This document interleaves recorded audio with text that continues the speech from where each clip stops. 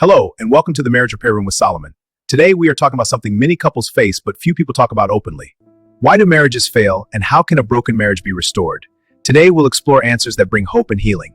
Marriage does not fail unappreciated, it fails less time together. Little by little, love becomes distant, trust weakens, communication grows cold. Another reason marriages fail is pride.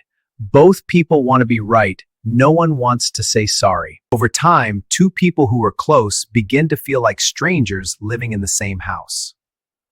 But here's the good news. Marriage can be repaired with honest communication, forgiveness, spending time together.